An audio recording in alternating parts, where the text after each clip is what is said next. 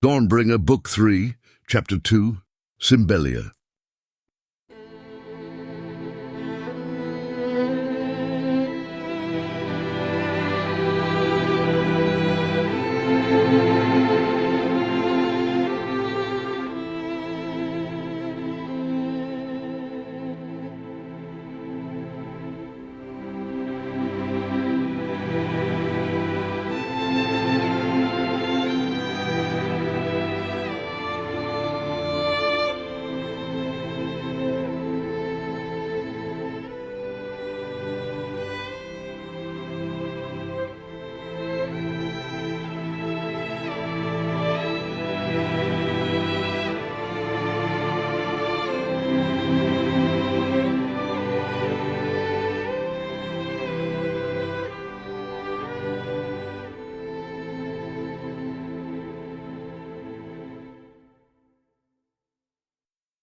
Morning dawns still and quiet, yet drenched in white, as both the earth and the sky are covered in a thick sheet of colourless moisture, the earth in snow and the sky in low-hanging clouds. Were the sun not veiled by the clouds, the morning would be blindingly bright, reflecting off the snow in brilliant rays. But instead, it is dull, almost calm, in a kind of pale half-light, as if the pallor of the snow below is illuminating the landscape in equal measure as is the sun and the sky above.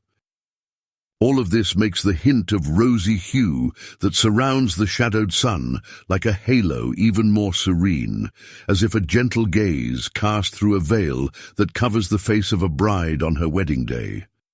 Or so it seems to Tiliana as she looks out over the landscape thick with trees, with mountains enfolding them on every side, and shivers in the bitter cold that her garb, her cloak, and her blanket are barely able to withstand. She recalls her own wedding day and the veil that she wore, and the song of celebration that followed upon the ceremony and preceded the solitude shared by bridegroom and bride. Unlike the extravagance of other cultures, the weddings of Telmerion are more like her landscape. Sober and solemn, yet joyful and full of rugged beauty, like a festival garden, long lost, is nonetheless recalled and celebrated in the austerity of a nation of cold lands and warm hearths, of hard lives yet full of gladness, even as they are marked by pain. But Tiliana has lost so much of this now, and her heart still aches at the memory of the loss, an ever-present memory like a shadow of what had been but is no longer. As one turns from the light for but a moment and notices one's shadow following, so too the shadow of her family and the life that they shared, now gone, haunts her and is there like a heavy weight of loss any time she turns her gaze from the fullness of the present moment. Indeed, it often intrudes on the moment, however occupied with other things she may be, like an encroaching darkness that suffocates the heart and drains it of all energy, courage, and life. And the path that they walk provides little distraction from the grief, in long days of silent walking with little change and few words exchanged. But the pit of darkness buried under the earth, enchained with no sight nor sound, but only the warm air of the hidden cavern and the anguished uncertainty of deliverance, this had been the worst. For here she gazed with naked eye unveiled into the depths of her loss and her pain, her anguish and her fear. And her courage had failed, and she had tasted the bitter drink of despair. Only the thinnest thread within her held on to the hope and desire of deliverance. And yet, despite it all, deliverance had come. Yet the scars remain. Tiliana notices the hunched figure of Eldarion sitting before the dwindling fire, his arms wrapped around his knees and his hood pulled tight around his face. Gathering up the furs that are wrapped about her, she joins him beside the fire. When he notices her, he looks up at her and smiles softly. "An early dawn, but cold," he says. "We shall be off soon, but I wish to give Rawlane a bit more time for rest before we depart. He was awake most of the night." Indeed, even if sleep is troubled for all of us due to the cold, I think we need to give our bodies whatever time for rest and recovery we may. She nods silently, and then he adds, How are you holding up? The trek is quite demanding, and I know that it has been a lot for you, not only physically but in the other dimensions of your being as well. The hiking is difficult. You are correct. she replies. Every day feels like more than I can give, and yet every day I am surprised that I remain on my feet until night falls and we stop to make camp. And as for the other parts, the scars linger, and it feels like, when I was in the pitch-black darkness of that horrible place, they were torn anew and deepened. Now I wonder. Her voice falters and falls silent for a moment before she forces herself to conclude. Now I wonder if they shall ever heal. Eldarion looks at her with tenderness in his eyes, but he does not reply in words for a long time. Instead, they direct their gaze to the flickering light of the fire as it struggles to remain alight with fuel that is quickly burning to ash. At last, he says simply, Perhaps indeed the scars will never heal, but maybe they can become something new or the occasion for something new. Shortly after this, the rest of the company begins to stir, whether they were asleep or not in the times preceding, and in only a quarter of an hour they depart. The day is brighter now, though a veil of pale grey hangs over everything, muting the colour of the trees, their pines and leaves peeking out from under a heavy curtain of snow. The ground itself is almost entirely formless, except for the rise and fall of the land and a few large boulders or fallen logs that emerge like mounds from the vastness of white, smooth, except for ripples where the wind blew strong against the accumulating snow and caused it to bank in formations, almost like waves at sea, frozen in an instant and turned to powder. As they walk, Tiliana holds Eldarion's words in her heart, trying to understand how these scars of grief and fear could ever be anything but a burden upon her heart, narrowing and suffocating. She glances for a moment at Eldarion, who walks near to her, and seeing the scars upon his own cheek, closed now but so deep they shall never entirely disappear, she realizes that his words sprang from experience and thought. They were not words of empty consolation or a dismissal of her pain and struggle.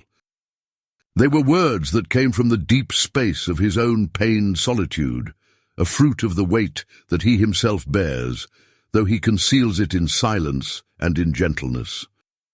Or perhaps, she thinks to herself, his silence and his gentleness reveal this inner pain of his heart most deeply and appropriately, though in a way of which she has been unaware until this moment. Eldarion, she says suddenly without a thought, and is immediately surprised at herself.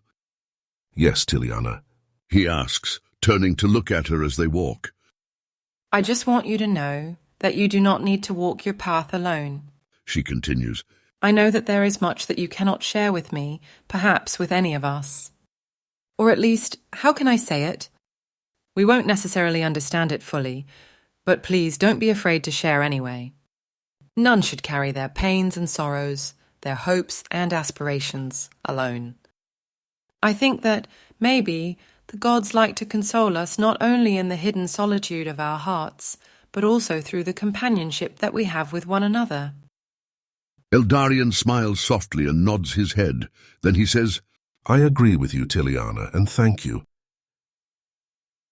The temperature rises but little during the day, and they walk continuously almost as much to stay warm as to make progress in their journey, though by evening it feels that they have not done much of either.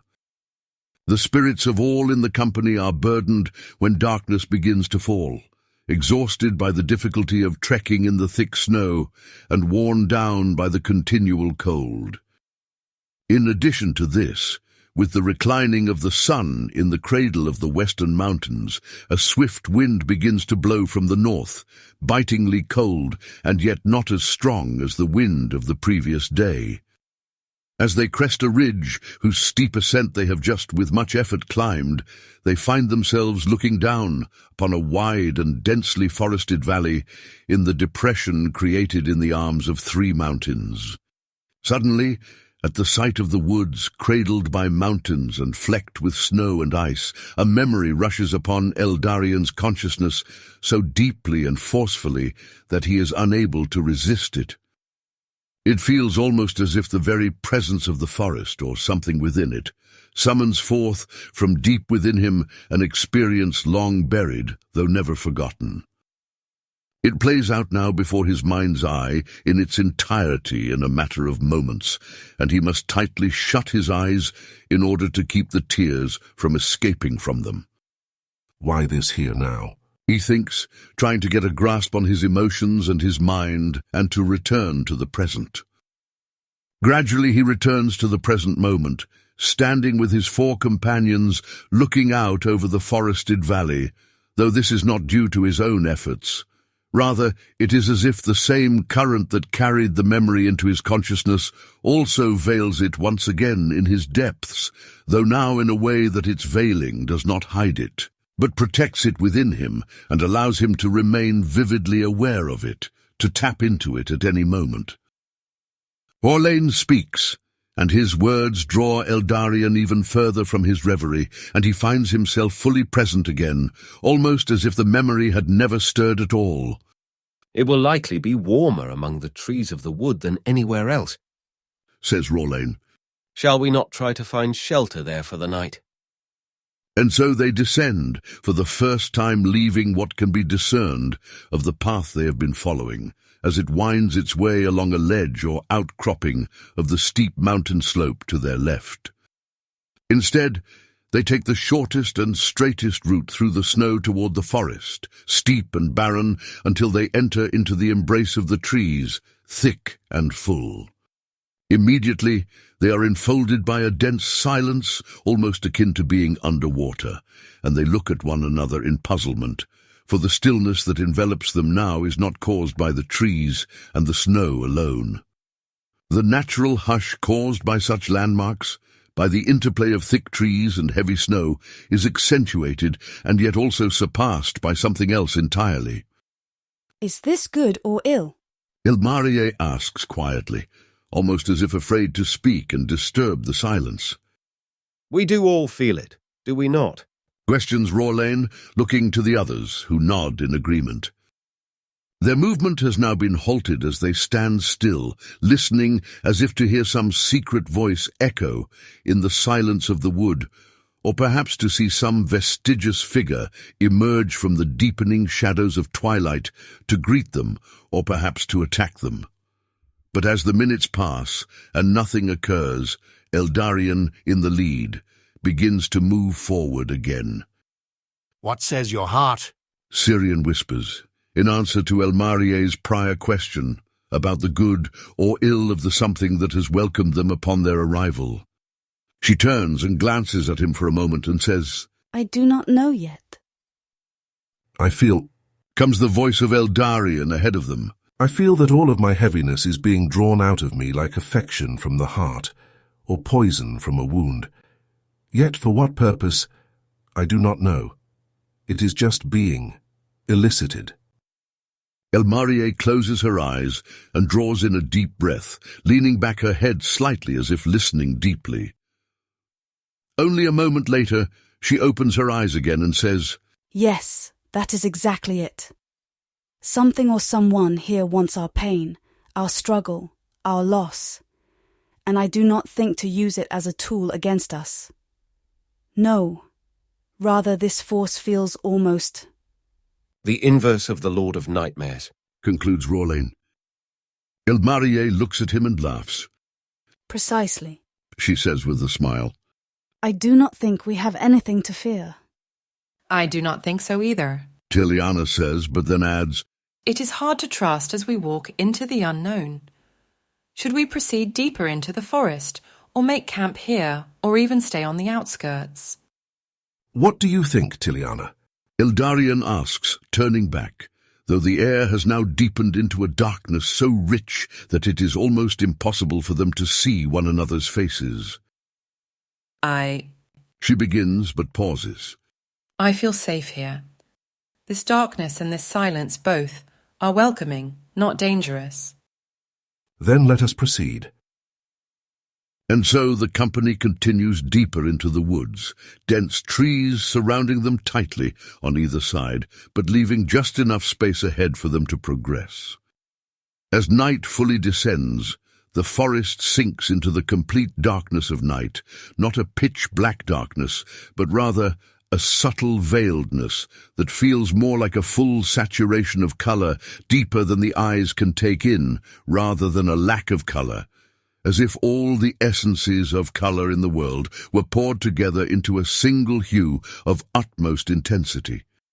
And thus through the darkness they sense light, almost like if their eyes were keen enough and their hearts alive enough, they would be able to see in the dark and through it to a deeper light that never ceases to shine and to illumine all things, like a center point of white-hot intensity from which all colors find their origin and to which they return, and in which, indeed, they exist in their eminent fullness beyond the partial imperfect expressions with which they are encountered in this world. After about 10 minutes, they come into a clearing into which the light of the full moon shines bright, reflecting off of the snow and illumining the trunks and branches of the trees in a vivid light. Here they stop and begin to set up camp, still held by the all-pervading silence and by a stillness so deep that the slightest rustle in the canopy of the trees draws their attention. But whatever breeze blows across the mountainous valley does not reach into the woods, and the clearing slumbers, cradled in the quietude of the trees, inviting those who dwell in its midst into repose as well. Before they have finished preparing for sleep, and as Eldarion and Rawlane gather logs and branches for a fire, something else happens. From within the trees, emerging from knotted holes or cracks in bark and wood, appear tiny little creatures. They look to be moths, whose wings and bodies glow in the light of the moon. This glowing is not a reflection, like moonlight on water or firelight upon glass, but a true luminosity coming from within. The creatures emit light themselves, each like a little glowing spark of light, with a pale and yet welcoming radiance. The moths soon fill the air all around them, in the hundreds, darting among the trees and circling about in the clearing, many rising up high into the canopy of trees, as if seeking to join their light with the light of the moon, or to sing back to the moon the same light which they once received from it. Tiny sparks seeking to immerse themselves again in the burning furnace of nocturnal radiance. Syrian sighs in awe and whispers something so softly that they can hardly hear him.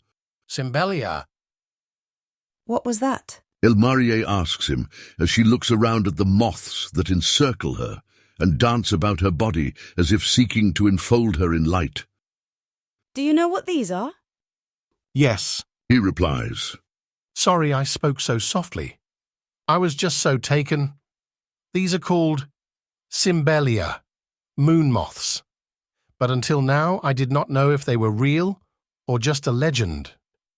They are. Diliana begins, holding her arms out and watching in wonder as a few moths land upon them, their wings folding and unfolding slowly. They are warm. They come out only during a full moon, Syrian explains. or so it is said. Our circumstances seem to lend credence to that.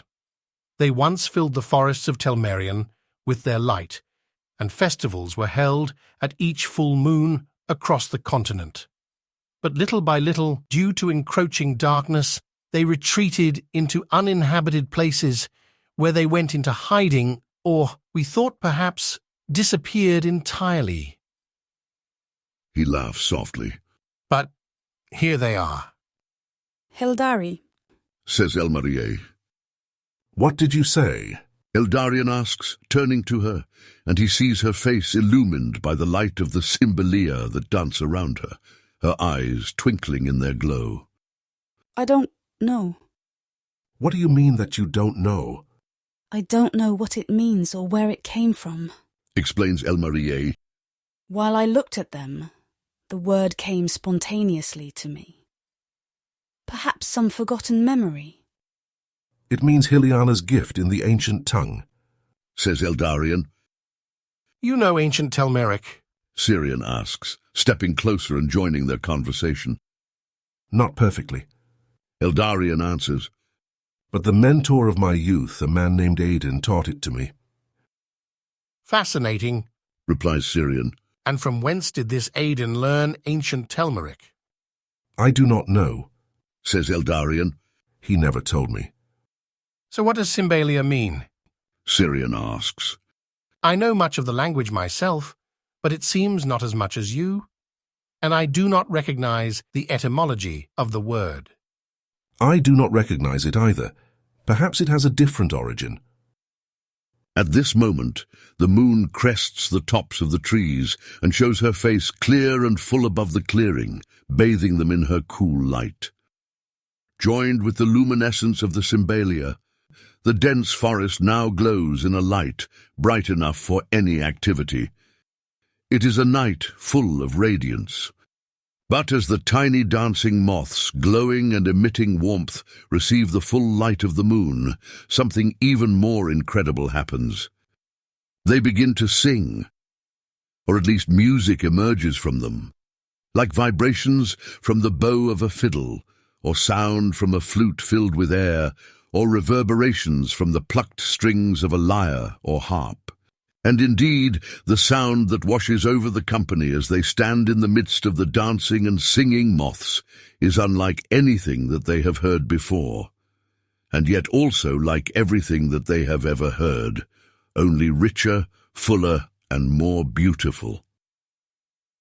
Swelling like waves crashing against the shore, and yet gentle like a caress upon the cheek, the sound engulfs them and permeates their beings, touching the tension and fear within them and easing it spontaneously, easing it so gently and so subtly that the change within them is almost imperceptible, even though so radical and so evident.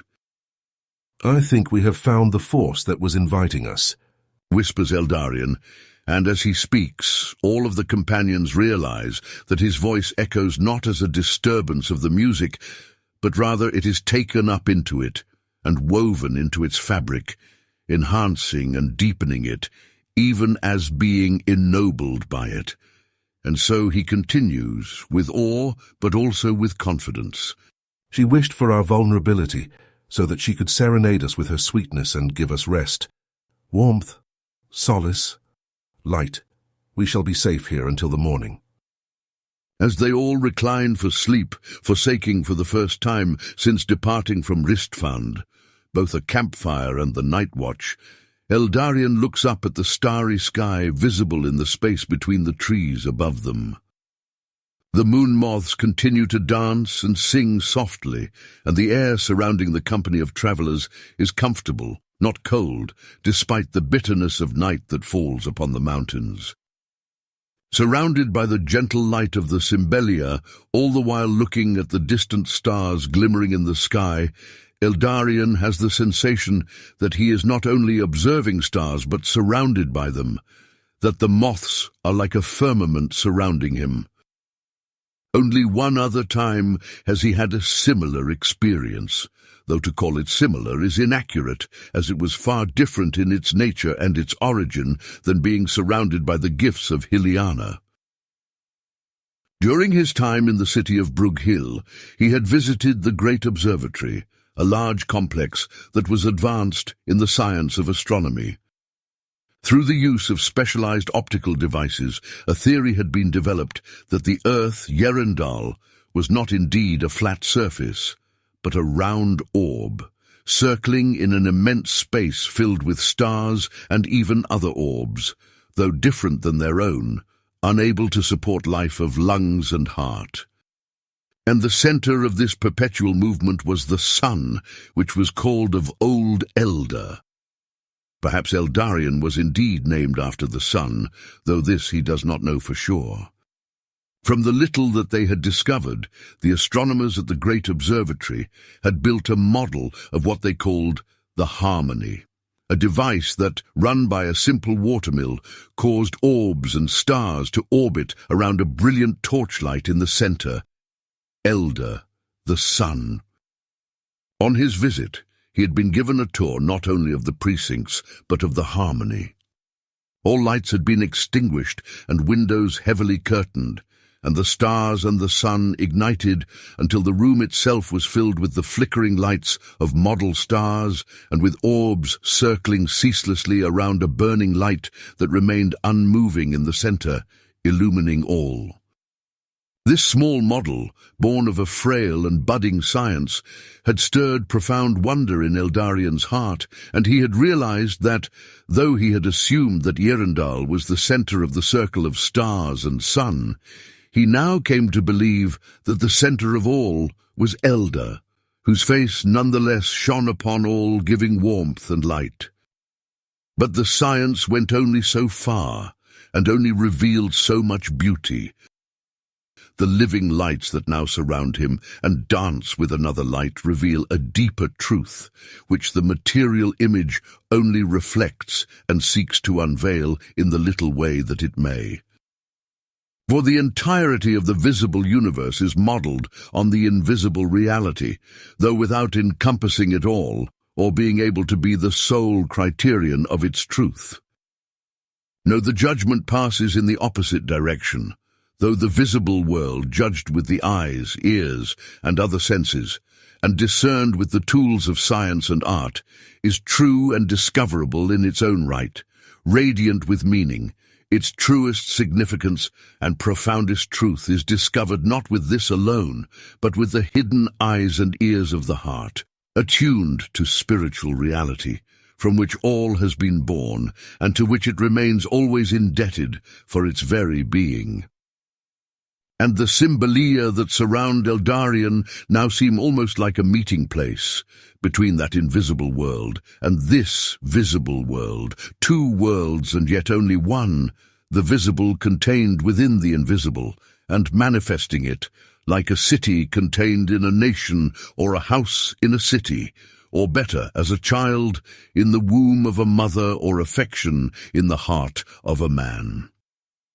The light with which the Symbelyia glow is somehow unearthly from beyond, just as, Eldarion realizes, is the light that bursts forth from the Lightbringer and from his own hands. Hyliana's gift, and something that he can channel not by his own power or authority, but only as a vessel whose poverty and openness of heart allows something so far beyond him to pour through. And this mysterious light is consoling, welcoming, almost as if it is cherishing him and his companions, or as if someone is cherishing them through it, giving them solace and security in the midst of the vulnerability and anguish of their journey and their struggle with the forces of darkness. And now, this experience of being enfolded in light gives way to another memory, the same that had stirred in him but a couple hours earlier when he had first laid his eyes on the forest, cradled between the mountains. And now he allows it to come, though it pains his heart still, for he feels held enough to endure it, to let it come to the light, to enter into the orbit of the dance of all things around the one light, and there to find healing. He stands in another forest, dense and full, as the evening twilight quickly darkens into night. But this is not a forest of serenity and peace, but of war and bloodshed. Breathing heavily, he holds a sword limply in his right hand, though he allows the shield that he holds in his left to fall to the earth, and instead runs his hand across his brow, wiping away sweat, but more as if to wipe away the memory of the battle that now dwindles to a few remaining warriors. But the memory is too near, and the threat is too real. It is not possible to forget what is still present, for the now is always a companion, whether welcome or unwelcome. He wants to turn and to run away, to forget it all, to leave behind the pain and the death, the anguish and the loss. And yet his men still need him. If the clash of blades still echoes through the forest, this means that men still stand who can fight, and they need their captain. And so, with an effort gaining a grip on himself again, he picks up his shield and rushes toward the nearby sounds of battle, all the while trying to turn his gaze from the many bodies that lay strewn about him to the left and the right and under his very own feet. To his dismay, there are but a score of his own soldiers still standing, a handful of men ringed about by 3 or 4 times as many warriors of Tel Velfana. This is the last of his company, now pushed to utter destruction by the continuous guerrilla warfare in the beautiful woodlands that have now become a place of ceaseless torment and constant fear. Without a thought, he rushes into the fray, cutting his way to his men and joining them, and then raises his voice in the secret signs for flight. With no hope of victory, they are to attempt escape in order to join up with another company of soldiers and to enter the battle anew under more favorable circumstances. But shall it even be possible to escape when so deeply outnumbered and when ringed about by the very proximity of the enemy? No, Eldarion does not think that it is possible, but there is no other choice. It is precarious flight or certain death, for the people of Tel Velfana are not in the practice of taking prisoners, and surrender is frowned upon among the forces of the Empire of Valyria. But if they try to flee, they shall certainly all be slain, shall they not? But there is no time for thought or deliberation. With a shout of intermingled courage and fear, Eldarion thrusts his way forward in the same direction from which he has just come, but in which enemy warriors are quickly closing about them. Pushing one man to the ground with his shield and burying his sword into the torso of another, Eldarion opens a space for his men to move, and together they press this small advantage. Wujek is immediately at his side, his second in command, his notched sword in one hand, and a spear of the enemy in his other hand, which he must have taken from the ground. His face is bloodied, and a deep gash cuts across his forehead, but he nods quickly to Eldarion as together they press forward at the vanguard of their men. But cries of pain sound from behind them, and they know that the forces of Tel Velfana are closing in from that side. I shall cover our rear, Eldarion, Wujek cries. Continue pressing ahead. Perhaps some of us shall break free and find refuge in the wilderness.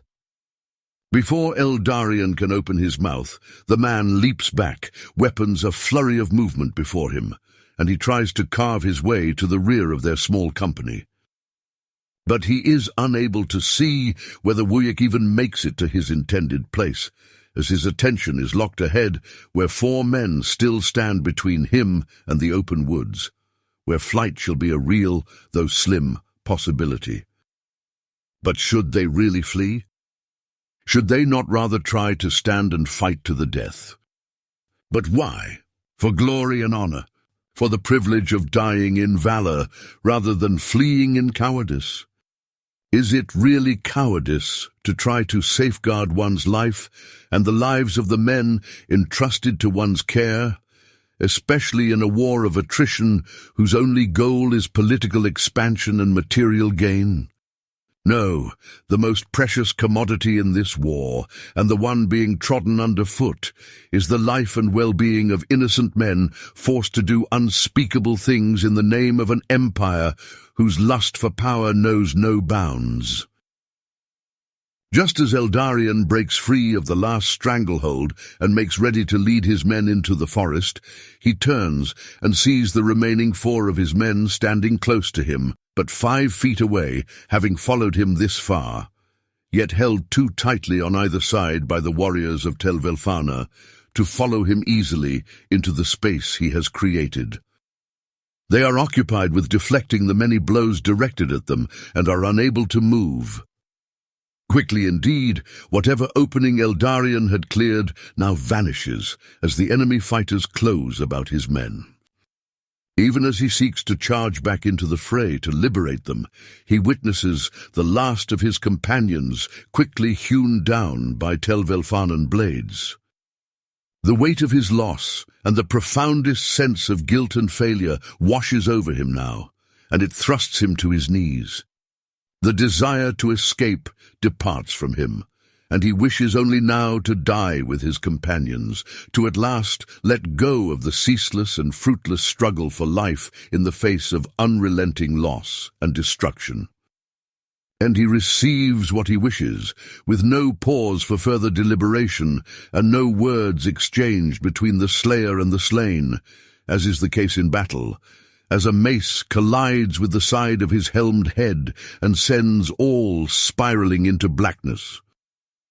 But to his surprise, with intermingled relief and regret, he awakens later, in the pitch black of night, his head throbbing with pain, and his body weak beyond endurance. The forest is silent now, utterly silent but for the whisper of wind in the trees, and he knows that he is alone in a battlefield littered with the bodies of the slain. As he tries to rise, his body cries out in anguish and resists his attempts. Instead, he immediately sinks back to the earth, his back squelching in the grass, wet with his own blood, if not also with the blood of others. As he looks up through the trees, he is able to discern the barest hint of stars twinkling through their branches, though they feel infinitely far away and apathetic to his pain and loss, and the loss of all the men who have found their graves on the battlefield this day, or in the whole of this terrible and fruitless war. With the anguish of his heart colliding with the brokenness of his body, consciousness slips from him again, and he lets go, expecting death. This was only a few months before his departure from Tel Velfana and his return to Telmerion, the loss of his entire company, whom he had expended himself for years trying to keep safe. Waking the next morning to the light of the sun, filtering in through the trees and casting long shadows across the forest floor, Eldarion had struggled to his feet and made his way back to the coastal city of Elsador.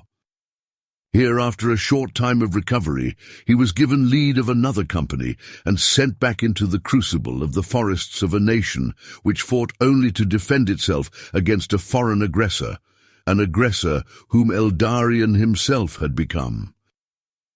With this, the memory fades, and Eldarion feels the pain, sorrow, and regret of it wash over him now as he lies on his back, staring up at the starry sky as the Symbelyia dance and shine around him.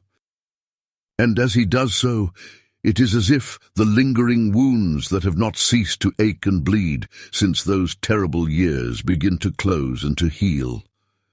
As if the mysterious light that shines through these creatures, yet also beyond them, touches those places so long buried within him, and brings an answer that is too deep for words or expression, and offers not a solution but wholeness despite brokenness, or rather wholeness through brokenness, and beyond it,